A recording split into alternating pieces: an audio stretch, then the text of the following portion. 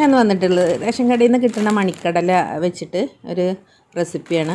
അത് ഗൾഫിലൊക്കെ ഈ താമിയ ഉണ്ടാക്കണുണ്ടല്ലോ, ഫലാഫിൽ. അപ്പോൾ ഇത് വെച്ചിട്ടാണ് ഞാൻ ഉണ്ടാക്കുന്നത്. നല്ല ടേസ്റ്റാണ്. ഞാൻ ഇടയ്ക്ക് ഉണ്ടാക്കാറുണ്ട്. അപ്പോൾ ഇത് നമുക്ക് കടലൊന്ന് കുതിർക്കാൻ വെക്കാം. അപ്പോൾ ഞാൻ ഒരു പാത്രത്തിലേക്ക് കടലിട്ടിട്ട് അതിൻ്റെ നിറയെ വെള്ളം ഒഴിച്ചിട്ടൊരു മൂന്നോ നാലോ മണിക്കൂർ നമ്മൾ കുതിർക്കാൻ വെക്കുക. ഫലാഫിൽ അതുപോലെ വെള്ളക്കടല വെച്ചിട്ടാണ് ഉണ്ടാക്കാറ്. അപ്പോൾ ഇത് വെച്ചിട്ട് ഉണ്ടാക്കിയാലും ടേസ്റ്റാണ്.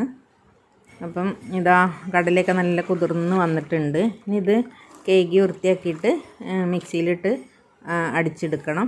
വെള്ളമൊന്നും ഒഴിക്കാതെ വേണം അടിച്ചെടുക്കാൻ.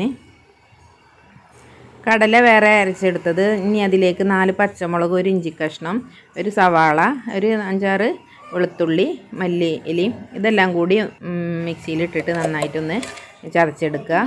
ഇത് കടല അരച്ചിയിലേക്ക് ഇട്ട് കൊടുക്കുക. കടല ഞാനിവിടെ അരച്ച് വെച്ചിട്ടുണ്ട്. ഇതാ നന്നായിട്ട് പൊടിയായിട്ട് പേസ്റ്റായിട്ട് അരയണ്ട, കുറഞ്ഞ കഷ്ണം ഉണ്ടാവണം. അപ്പോൾ ഇതെല്ലാം കൂടി നന്നായിട്ടൊന്ന് മിക്സ് ചെയ്തിട്ട് നമുക്ക് കൂട്ടിയെടുക്കാം. പിന്നെ അതിലേക്ക് ഒരല്പം ഉപ്പിട്ട് കൊടുക്കുന്നുണ്ട്. ബേക്കിംഗ് സോഡയും ഒരു 1/4 ടീസ്പൂൺ ഇട്ട് കൊടുക്കുന്നുണ്ട്. അത് നന്നായിട്ട് കുഴച്ച് യോജിപ്പിച്ചെടുക്കണം. ഞാൻ ഈ ഒരു അച്ച് വെച്ചിട്ടാണ് ഈ താമിയ ഉണ്ടാക്കണത്. ഇത് താമിയൻ്റെ അച്ചാണ്. അപ്പോൾ ഇത് വെച്ചിട്ട് ഇതേപോലെ ഇങ്ങനെ സ്പൂണിൽ എടുത്തിട്ട് ഇതിലിങ്ങനെ വെച്ചിട്ട് എണ്ണയിലേക്ക് ഇട്ട് കൊടുക്കുകയാണ് ചെയ്യുക. ഞാൻ ചട്ടിയിൽ എണ്ണ ചൂടാക്കാൻ വെച്ചിട്ടുണ്ട്. ഇത് ചൂടായതിന് ശേഷം ആ മാവ് ആ അച്ചിൽ നമ്മളൊരു സ്പൂൺ കൊണ്ട് കോരി ഇട്ടിട്ട് ഇതിലേക്ക് ചൂടായ എണ്ണയിലേക്ക് ഇട്ട് കൊടുക്കുക. ഇതേപോലെ ഒരു സ്പൂൺ വെച്ചിട്ടൊന്നും ഇങ്ങോട്ട് നീക്കി കൊടുക്കണം.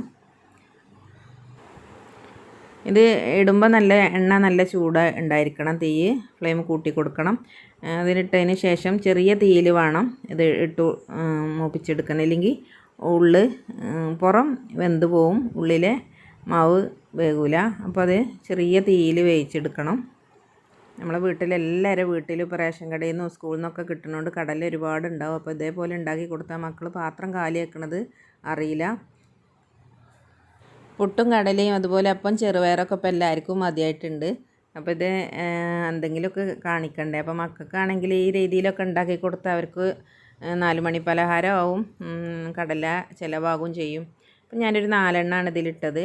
ഇപ്പോൾ നന്നായിട്ട് തിളച്ച് വന്നിട്ടുണ്ട്. ഇനി ഒരു ചട്ടകം വെച്ചിട്ടൊന്ന് തിരിച്ചിട്ട് കൊടുക്കാം.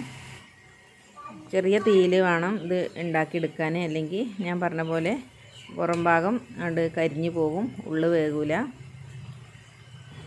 ഇത് മണിക്കടല എന്നാരും പറയില്ല കേട്ടോ ഇങ്ങനെ ഉണ്ടാക്കി കഴിച്ചാൽ.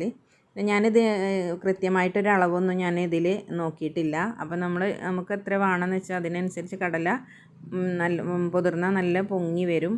അപ്പോൾ അതിനനുസരിച്ച് എടുക്കാം. അപ്പോൾ ഇതാ നമ്മുടെ ഇതിവിടെ പൊരിച്ച് കോരി വെച്ചിട്ടുണ്ട്. മക്കളൊക്കെ കൊണ്ടേ തിന്നു. എനിക്ക് ഫോട്ടോ എടുക്കാൻ അത്രേ കിട്ടിയിട്ടുള്ളൂ. ഇതാ നല്ല ക്രിസ്പിയാണ്. എല്ലാവർക്കും ഇഷ്ടപ്പെടും. ഇൻഷാ അള്ളാ അടുത്തൊരു വീഡിയോയുമായി വീണ്ടും കാണാം. Thank you.